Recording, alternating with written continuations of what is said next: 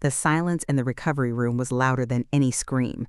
It was a heavy, suffocating silence, thick with the weight of unspoken judgment.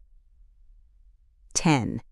I had just endured 22 hours of grueling labor, a high-risk, terrifying ordeal that ended in a cascade of miracles. 10 tiny heartbeats, 10 perfect sets of lungs taking their first breath, 10 daughters. My body was a landscape of pain and exhaustion, but my heart was a supernova of love. NBUT. My husband, Pastor John, wasn't looking at me. He wasn't looking at the row of bassinets in the hospital's special care nursery, visible through the large glass window. He was staring at his hands, his knuckles white as he gripped the worn leather of his Bible. He hadn't held a single one of our children. He hadn't touched my hand. He had just prayed, not prayers of thanks, but prayers of anguish. When he finally looked up, his eyes weren't filled with the joy of a new father. They were filled with a cold, righteous fury that chilled me to the bone. "I asked God for a sign, Evelyn," he said, his voice a low, trembling whisper.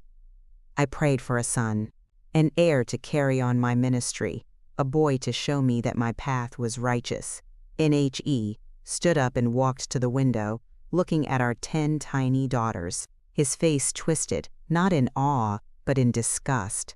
"And instead," he continued, his voice rising with a chilling fervor, "he sends me this, a plague of daughters." NHE turned to face me, his eyes blazing with a terrifying certainty. "This isn't a blessing, Evelyn.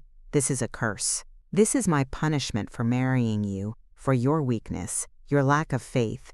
NHE pointed a shaking finger at me, his face a mask of divine fury. "You have brought this upon us. These girls, they are your sin, made flesh, and I will not be yoked to it." He turned, his black coat swirling around him, and walked out of the room. He didn't just leave me, he excommunicated me. He left me alone, branded a sinner, with 10 tiny punishments who were the only blessings I had ever known. In that moment, I made a vow. He may have seen them as chains of sorrow, but I would forge them into an army that would one day bring his temple of hypocrisy crashing down. NIF, your heart is already breaking. Please show your support. Hit that like button and subscribe, because you need to see how 10 little sins rise up to deliver a final judgment. And I met John when I was at my most vulnerable. I was 19. My life shattered by the sudden death of my parents in a car accident.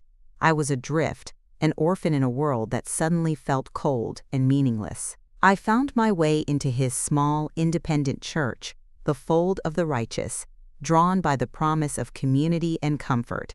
John was a magnetic figure. He was young, handsome, and his sermons were electrifying. He spoke of faith not as a quiet comfort, but as a fiery battle against the sin of the modern world. He had a way of looking at you, his eyes burning with intensity, that made you feel like you were the only person in the room. He saw my grief, my loneliness, and he targeted it with the precision of a master shepherd guiding a lost lamb. NHE took me under his wing. He counseled me, prayed with me, and offered me a place in the church's hierarchy. I became his personal assistant, organizing his schedule, transcribing his sermons, and managing the church's outreach programs. I mistook his attention for affection, his control for care. He told me I had a pure and gentle spirit, and that God had led me to him for a reason. NHI's congregation adored him. They were a small, insular community, people who felt left behind by the world. John was their anchor.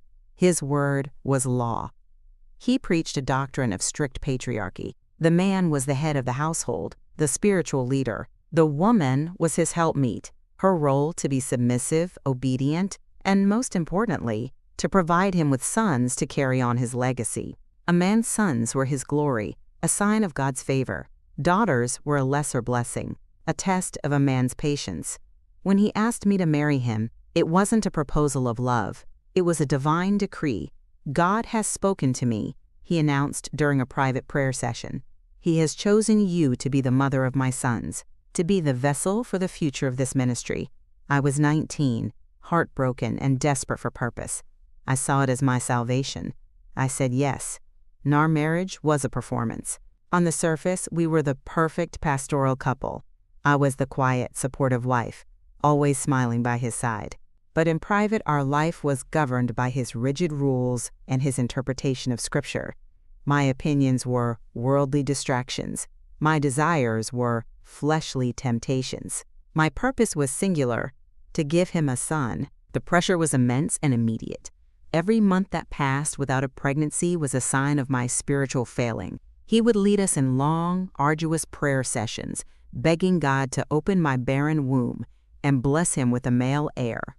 He made me feel that my entire worth, in the eyes of God and of my husband, rested on my ability to conceive a boy. When I finally did become pregnant, his joy was terrifying in its intensity. He announced it from the pulpit, declaring that God had finally found me worthy. "My son is coming," he proclaimed to the cheering congregation. The future leader of the fold. He refused to entertain the possibility of a girl. When I would gently suggest it, he would look at me with cold disappointment. "Do not let doubt enter your heart, Evelyn. It is a sin. We must have faith." He was so certain, so absolute, that I began to believe it myself. I prayed alongside him, begging God for a son, not for his ministry, but just to finally earn his love. NNTHE first ultrasound was an event. John insisted on being there, not to see the baby, but to receive divine confirmation. He sat in the chair, his Bible open on his lap, his eyes closed in prayer. The technician, a cheerful woman in her 40s, was initially charmed by his devotion. NSHE moved the wand over my belly, and her cheerful expression slowly faded, replaced by one of utter bewilderment. She was silent for a long time, her brow furrowed. She typed furiously on her keyboard, taking measurements, zooming in and out. "Is everything all right?" I asked, my voice trembling. "Everything is more than all right," she said, a slow, disbelieving smile spreading across her face. "Pastor," she said to John, "you can open your eyes. God hasn't just given you a sign. He's given you a multitude." NSHE turned the screen towards us. It was filled with tiny, flickering shapes. "I'm counting 10, she said, her voice filled with awe. "You're having decuplets." "It's a medical miracle." John stared at the screen, his face ashen. 10. The number seemed to stun him into silence. But then, a slow, triumphant smile spread across his face. 10, he whispered, the number of divine order, the number of commandments. God is truly great. He saw it as the ultimate sign of his favor. He was convinced they were all boys, a tenfold blessing, an army for his ministry. And then I asked the question, Can you tell what they are? NTHE technician did some more clicking. "Well, it's early," she said, "but based on the chromosomal markers I can see, the indicators are all consistent. Pastor, you're going to be the father of 10 beautiful, healthy girls." NTHE triumphant smile on John's face vanished, replaced by a look of such profound, horrified disbelief that it stole my breath. He looked at the screen, then at me, his eyes filled with a dawning, terrible accusation. He stood up, slammed his Bible shut, and walked out of the room without a word. NTHE, rest of the pregnancy was a cold war. He barely spoke to me. He slept in his study, claiming he needed to pray and seek guidance for the trial God had set before him. He stopped mentioning the pregnancy from the pulpit. When members of the congregation would ask, he would simply say, "We are facing a great test of our faith." He made me feel as though I had deliberately conceived 10 daughters just to spite him, to ruin his ministry. NTHE community, which had once celebrated me, now looked at me with a mixture of pity and suspicion. I was the woman who had failed the pastor. I was the vessel that had brought forth the wrong blessing. My body was a source of shame. I was placed on bed rest, a prisoner in my own home, my world shrinking to the 4 walls of my bedroom. My only comfort was the 10 tiny lives fluttering inside me. I would talk to them, sing to them, tell them how much I loved them, how much I wanted them. They were not a punishment. They were not a curse. They were mine. And I would protect them from the cold, righteous fury of their own father. The pregnancy was a medical marvel, a national news story. But in our silent, tense home, it was a looming judgment day, and I was the one on trial. The birth was an ordeal. A team of specialists, a room full of machines, and a fear so thick I could taste it. John was there, not by my side, but in the corner of the room, a silent, looming figure of judgment. He didn't hold my hand. He didn't offer a word of comfort. He just stood there, his arms crossed, watching the proceedings with the detached air of a man observing a punishment being carried out. Not one by one, they were born. 10 tiny girls, each one a perfect miniature miracle. Their cries filled the room, a symphony of new life. But to my husband, it was a chorus of failure. With each daughter that was born, the scowl on his face deepened, the righteous anger in his eyes burned brighter. NTHE aftermath in the recovery room was the final, brutal judgment. His words, "This is your punishment," were not spoken in anger. They were delivered as a divine verdict. He was the judge, and I had been found guilty. When he walked out of that room, he wasn't just leaving his wife. He was a prophet, abandoning a city of sin. NTHE hospital staff, who had at first been so charmed by the devout pastor, now saw him for what he was. The nurses, in particular, formed a protective circle around me. They saw the truth in my eyes, in the way I looked at my daughters, with a love so fierce it was heartbreaking. They became my silent army. They brought me food. They helped me learn the impossible logistics of caring for 10 newborns, and they listened without judgment as I sobbed out my story. NTHE news of his abandonment and his cruel words spread through the hospital like wildfire. He had told the church elders that I had suffered a psychotic break from the trauma of the birth, and that I was speaking blasphemies. He was trying to discredit me, to paint me as a hysterical, faithless woman, a Jezebel who had been justly cast out. MBUT, his plan backfired. The hospital, legally obligated to ensure the safety of their patients, assigned a social worker to my case. Her name was Maria, a no-nonsense woman with eyes that saw through every lie. She listened to my story, then to the testimony of the nurses. She then made a call to the elders of John's church. "I am the social worker assigned to Evelyn and her 10 daughters," Maria said, her voice calm but firm. "I want to inform you that Pastor John has abandoned his wife and 10 critically ill children in the hospital. He has also made no arrangements for their financial support. As a church, you are now aware of a case of spousal and child abandonment. How you choose to act will be a matter of public record." NSHE had thrown a grenade into his carefully constructed world. The elders were caught between their loyalty to their pastor and the legal and moral implications of what he had done.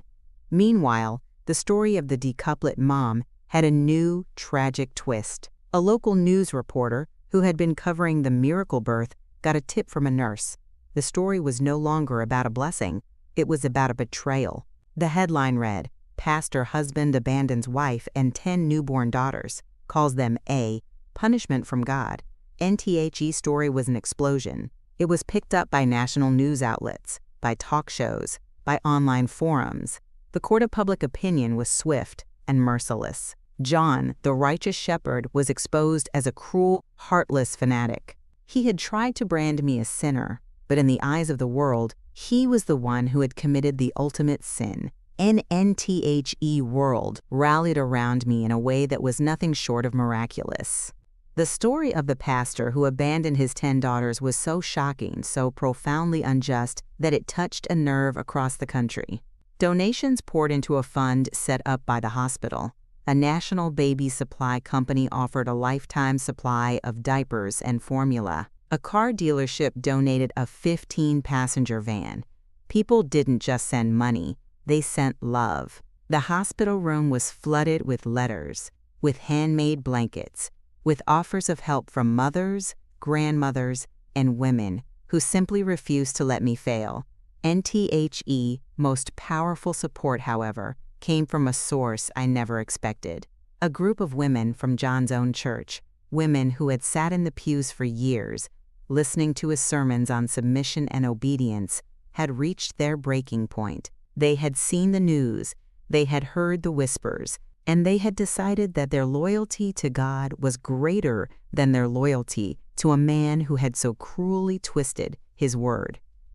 They were led by the eldest woman in the church, Martha, a widow in her 70s, with a spine of steel and a gaze that could make any man quail. She and a dozen other women appeared at the hospital one afternoon, their faces set with grim determination. "Evelyn," Martha said, taking my hand. Her own was rough and warm. "We have been blind. We have listened to the words of a man and mistaken them for the words of God. What he has done to you is an abomination. We are here to make it right." These women, who I had only known as quiet, subservient figures, became my fierce, formidable army. They were the Sisters of the Ark, they called themselves, and their mission was to build a refuge for me and my girls. They confronted the church elders, a formidable force of righteous female fury. They demanded that the church funds, which John had sole control over, be used to support the children he had abandoned. Faced with a rebellion from the very heart of the congregation and the threat of legal action, the elders buckled. NTHE Sisters of the Ark found me a house, a large, rambling rental that had enough bedrooms for all of us. They cleaned it, painted it, and furnished it with donated items. They organized themselves into a logistical marvel, creating a 24/7 schedule of volunteers to help me with the impossible task of caring for 10 infants. They cooked, they cleaned, they rocked crying babies, and they guarded my front door like sentinels, protecting me from the media and from any attempt by John to contact me. John, meanwhile, was in a free fall. His church was splintering. The elders, pushed by the sisters, had stripped him of his pastoral duties and frozen his access to the church's finances pending a legal review. He was a king with no kingdom, a shepherd with no flock. He had tried to cast me out into the wilderness alone. He never imagined I would return with an army of matriarchs at my back. The chains of sorrow he had tried to place on me were being reforged, link by link, into a weapon of liberation. NTHE years that followed were a beautiful, chaotic whirlwind. Life in a house with 10 growing girls was a constant symphony of laughter, arguments, slammed doors, and unconditional love. The Sisters of the Ark remained my steadfast support system, a council of wise grandmothers who helped me navigate everything from potty training to puberty. I named my daughters after virtues I wanted them to embody: faith, hope, grace, mercy, joy, patience, serenity, verity, valor, and justice. They were not raised in the shadow of their father's rejection. They were raised in the light of a powerful, resilient sisterhood. They grew up knowing their worth was not determined by a man, but by the strength of their character and the kindness in their hearts. I made sure they knew their story, not as a tragedy, but as an origin story. "Your father thought you were a punishment," I would tell them. "He was wrong. You were a revelation. You revealed the truth. You were 10 swords of light that cut through the darkness." They each grew into that legacy in their own way. Faith, my eldest by 7 minutes, had a quiet, unshakable spirit. Hope was the eternal optimist. Grace was the diplomat. Verity had a passion for truth that was absolute. Valor was fearless. And Justice, my youngest, had a fire in her eyes from the day she was born, a fierce sense of right and wrong that was awe-inspiring. NWE didn't have much money, but we had a wealth of love and support. I went back to school online, getting a degree in nonprofit management. With the help of the sisters, I transformed our informal support network into a registered charity, the Ark, a foundation dedicated to helping women and children who had been abandoned by religious extremists. We provided housing, legal aid, and a community for those who had been cast out. My pain had become my purpose. John, after being formally defrocked by his own church, disappeared. The fold of the righteous was taken over by Martha and the elders, and reformed into a community church that preached a message of love and equality. I heard rumors that John had started a small, fringe ministry in another state. a bitter man preaching to a handful of followers. He was a ghost, a footnote in our story. NTHE true battle was never against him. It was against the ideology he represented. As my daughters grew into young women, they became the face of our foundation. They were articulate, passionate, and living proof that a woman's worth was her own. They spoke at conferences, they advocated for victims, and they became a powerful force for change. They were not chains of sorrow. They were 10 beautiful, sharp, and shining swords. The invitation came 15 years after the day my daughters were born. The new pastor of what was now called the Community Fold Church, the church that had risen from the ashes of John's ministry, was retiring.